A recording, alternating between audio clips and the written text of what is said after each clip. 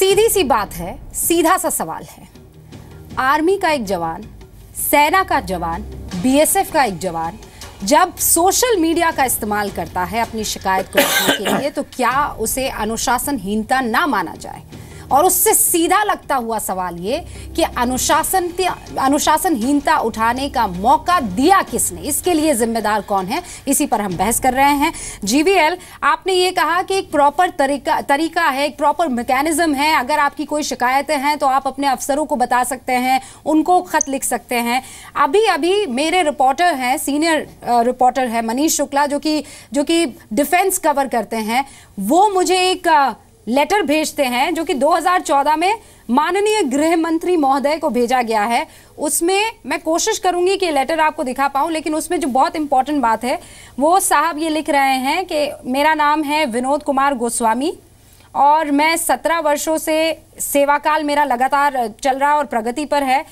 मैं आपसे ये कहना चाहता हूं कि आज जवानों की आवाज सुनने वाला कोई नहीं है। नतीजा, आज हर यूनिट में ज्यादातर जवान मानसिक रोगी है और कैटेगरी वाले जवानों से भर गया है यूनिट। साथ में जवान अपने सभी साथियों पर भी गोलीबारी करने तक उतारू रहते हैं। 2014 में सर ये लेटर चला गया था, क्या बदलाव आया? प्रॉपर मैकेनिज्म का इस्तेमाल किया गया था, क्यों सुनवाई नहीं हुई? नहीं रूबिका जी, आप क्यों समझ रहे हैं इस पे कोई बात ही नहीं हुई?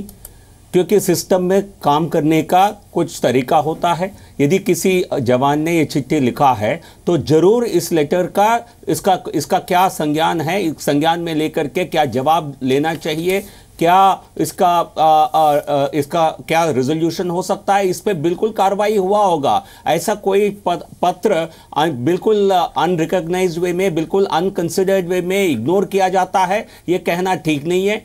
तो हर सरकार इसको बहुत गंभीरता से लेती है, बट लेकिन आपके सिस्टम के अंदर कई अधिकारी है, आप सीधा बिना कोई इंक्वायरी, बिना कोई एग्जामिनेशन ऑफ ए कंप्लेंट, आप ये नहीं कह सकते किसी ने कंप्लेंट लिखा है तो बिल्कुल ये सही है। तो उस पर जांच करना है और उसके लिए जवाबदेही तय करना है संस्था के अंदर।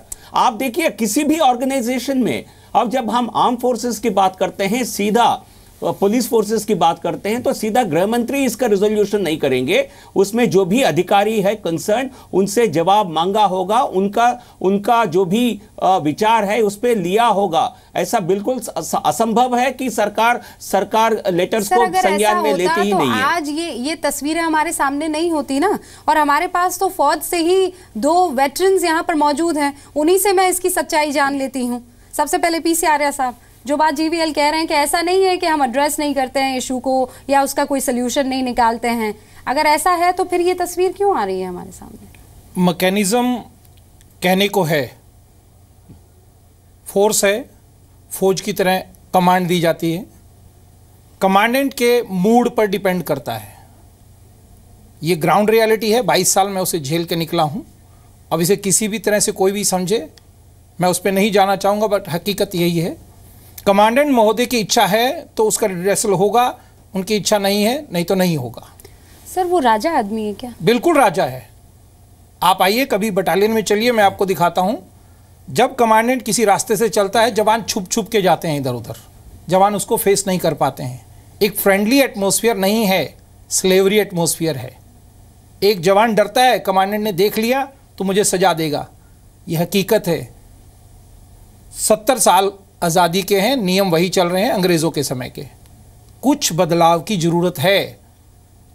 अगर मैं बात गलत कह रहा हूं, इसके लिए आप मीडिया से हैं, बात कीजिए जवानों से, वो अपनी बात कैसे रखेंगे।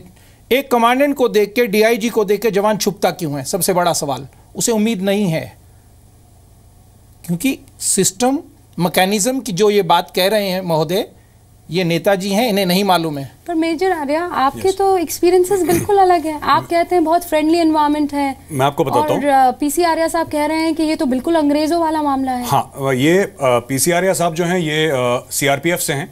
सीआरपीएफ के बारे में मुझे नॉलेज नहीं है कि सीआरपीएफ में कैसा माहौल है। मैं बात करता हूँ इंडियन आर्मी की। इंडियन आर्मी में ऐसा नहीं है कि सामने से कर्नल आ रहा है, ब्रिगेडियर आ रहा है, तो जवान छुप के, कोई छुप के नहीं जाता, सैल्यूट करते हैं, वो वापस सैल्यूट करते हैं। मैं ये नहीं कहूंगा कि आर्मी में बिल्कुल फ्रेंडली एटमॉस्फेयर है, क्योंकि फ्रेंडली एटमॉस्फेयर होना भी नहीं चाहिए। वहां पे दोस्त नहीं है। जो सीओ है, जो कंपनी कमांडर है, ब्रिगेडियर है, वो किसी का दोस्त नहीं है, वो उसका सीनियर है। हाँ, लेकिन आर्मी में बहुत ज्यादा हद तक फेयरनेस है, हमारे सिस्टम में बहुत ज्यादा हद तक डिसिप्लिन है। और ये इसलिए होता है, मैं आपको एक और 1 मिनट लेके मैं आपको बताता हूं ये सीआरपीएफ और पैरामिलिट्री फोर्सेस में प्रॉब्लम क्यों है। देखिए, पहली बात मैं बता दूं, देश में बड़ा कंफ्यूजन है कि आर्मी अलग है और सेंट्रल पुलिस फोर्सेस जो सीआरपीएफ बीएसएफ है बिल्कुल अलग हैं। आपस में हम लोगों का लेना देना बहुत कम है, पहली बात। दूसरी चीज, इन लोगों के गोली तो नहीं देखती है ना कि आप बीएसएफ है, सीआरपीएफ नहीं, मैं आपको बता नहीं, नहीं, 1 मिनट सर, मैं जरा कंप्लीट कर लूं। मैं आपको बताता हूं, गोली की इसमें बात ही नहीं है। मैं आपको बताता हूं प्रॉब्लम हो क्यों रही है, इसका मूल कारण क्या है। मूल कारण यह है कि इन फोर्सेस के जो टॉप बॉसेस हैं वो इन फोर्सेस से नहीं आते। वो आईपीएस ऑफिसर्स हैं जिनको इन फोर्सेस के बारे में कोई जानकारी नहीं है, कोई नॉलेज नहीं है। जो डायरेक्टर जनरल है सीआरपीएफ का, वो सीआरपीएफ में कमीशन नहीं हुआ है, वो कोई कर्नाटका काडर का है, कोई राजस्थान काडर का है, उसको उठा के डाल दिया जाता है। उसको सीआरपीएफ बीएसएफ के बारे में जीरो नॉलेज है। That is the point. जब तक वो सीखता है उसका टेन्योर खत्म हो जाता है। देखिए, मैं पहले भी कह चुका हूं, ये जो बाहर से आईपीएस ऑफिसर्स आते हैं उनके लिए ये सीआरपीएफ जैसी फोर्सेस हैं, ये किराए का घर है, अपनापन नहीं है। तो यही होगा, जवान एक दूसरे को गोली मारेगा। आपने पिछली बार कब सुना था कि इंडियन आर्मी के जवान ने अपने अफसर को गोली मार दी? क्यों?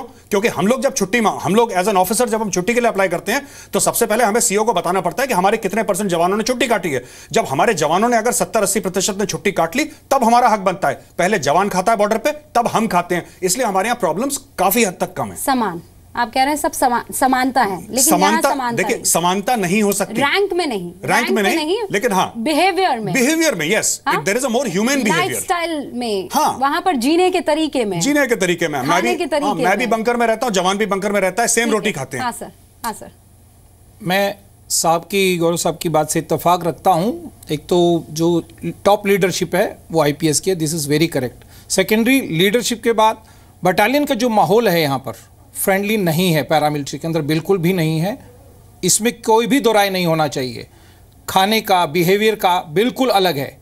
हर पैरामिलिट्री की बटालियन में आप चली जाइए, 3 तरह की मैस होती है और 3 तरह का आपको ट्रीटमेंट मिलेगा वहां पर। अच्छा, एक सेकंड सर, तो मुझे ये बताइए आप कि ये जो आप कह रहे हैं अंग्रेजों के जमाने से जो चीजें चली आ रही है बिल्कुल वैसे ही चल रही है एज इट इज। ये अब इसके लिए कौन गलत है? किसको करना चाहिए था और नहीं किया? जो अथॉरिटीज करना चाहती हैं, जिनको करना चाहिए वो क्यों करेंगी? They are giving the facility entire.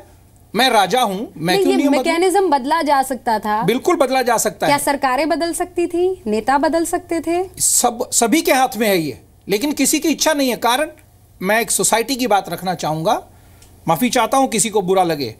आज हम भी चाहते हैं, हर सोसाइटी में हर आदमी चाहता है मेरा बेटा अफसर बने, 4 सिपाही आगे घूमे, 4 सिपाही पीछे घूमे। ये हम सबकी सोसाइटी में डिजायर है, ये बर्निंग डिजायर है। क्यों है? और वही सिपाही जब जूता पॉलिश करता है तो हमको आज तकलीफ भी हो रही है। ये सारे हमारे सिस्टम की खामियां हैं। कल आर्मी जनरल ने ये बात कही ना कि बड़ी रखने का, सहायक रखने का ये तो कल्चर है। हाँ। सेना में ये कल्चर है। 6th 7th पे कमीशन में रिकमेंडेशन है, ट्रेन सोल्जर को आप सिक्योरिटी एड के लिए यूज नहीं करेंगे। मैं जीवीएल साहब और अभय जी, मैं आ रही हूँ। अभय जी, अंग्रेजों के जमाने से चले आ रहे सिस्टम को बदला क्यों नहीं गया है? Big point. आप कहीं और मत जाइएगा, मेरे इस सवाल का जवाब दे दीजिएगा प्लीज, बहुत ईमानदारी से। मैं फिर दोहरा देती हूँ, अंग्रेजों के जमाने से चला आ रहा ये सिस्टम बदला क्यों नहीं गया? बहुत धैर्यपूर्वक मेरे जवाब को सुनिएगा, बहुत धैर्यपूर्वक सुनिएगा। मैं बहुत महत्वपूर्ण तथ्य, काफी समय से मैं कट ऑफ हूं, मैं बहुत महत्वपूर्ण तथ्य रखने वाला हूं। मेरी सरकार के समय supply chain of rationing management को लेकर ऑडिटर जनरल ने मेरी सरकार के समय एक जांच की, उसमें कमियां पाई। उसके बाद पब्लिक अकाउंट्स कमेटी ने पार्लियामेंट में उसकी जांच की और 15 सीरियस नेचर की रिकमेंडेशन की, जिसको मार्च 2014 में हूबहू स्वीकार कर लिया गया। रूबिका जी, उसके बाद सितंबर से अक्टूबर 15 में एक फॉलोअप ऑडिट किया ऑडिटर जनरल ने आर्म फोर्सेस के राशन के लिए। आपको जानकर बहुत बड़ा आश्चर्य होगा कि क्या रिपोर्ट सबमिट की उन्होंने कहा कि जो आटे की डिमांड 1,39,000 मैट्रिक टन की कमांड हेडक्वार्टर ने सौंपी थी, उसको डीजीएसटी ने 1,23,000 मैट्रिक टन कर दिया, मतलब 13% आटे की डिमांड को कम किया। शुगर की जो डिमांड थी वो 47,000 मैट्रिक टन से 39,000 मैट्रिक टन करती गई, 21% कम कर दिया। दाल की डिमांड 24% कम कर दी। सुन लीजिए, एक मिनट, बहुत ठीक है, आपके आंकड़े इंपॉर्टेंट है मुझे बोलने के लिए 10 सेकंड अभय जी 1 सेकंड, वो आप ही की बात जो आप कर रहे हैं। हाँ, मैं 10 सेकंड दूंगी। अभय जी 1 सेकंड, बहुत मैं 10 सेकंड दीजिए सर, ये बहुत संवेदनशील मुद्दा आप जानते हैं। 1 सेकंड नहीं, मुझे सिर्फ मेरे साथ जो यहाँ स्टूडियो में 2 वेटरन्स बैठे हैं, उसके बाद अवसर मत दीजिएगा। अच्छा ठीक है, बोलिए बोलिए, 10 सेकंड बोलिए। नहीं, हाँ, अब इडेबल ऑयल 30% से लेकर टी, जैम सब में, और उन्होंने ये गंभीर बात कही कि उसके बाद जब मिनिस्ट्री ऑफ डिफेंस में जाता है तो फिर -23% कम कर देते हो। तो अगर हम सेना के खाने का भी ख्याल नहीं कर सकते, जो देश पे अपनी प्राणों को आहूत करते हैं, इसीलिए तो वो दाल बताते हैं कि पतली है। तो फिर अगर राजनीतिक दृष्टिकोण से मोदी सरकार होर्डिंग लगाकर प्रचार कर सकती है, तो मिनिस्ट्री क्या उनकी दाल की, उनके आटे की व्यवस्था नहीं कर सकती? अभय जी, ये दाल और रोटी का जो मसला है, मैं कह रही हूँ एक पेड़ है, उसमें ये एक ब्रांच है, हम तो उसकी जड़ में जा रहे हैं ना। वो जो सिस्टम अंग्रेजों के जमाने से चला आ रहा है, वो सिस्टम क्यों नहीं बदला? मैं इस पर आपसे जवाब दे रही हूँ।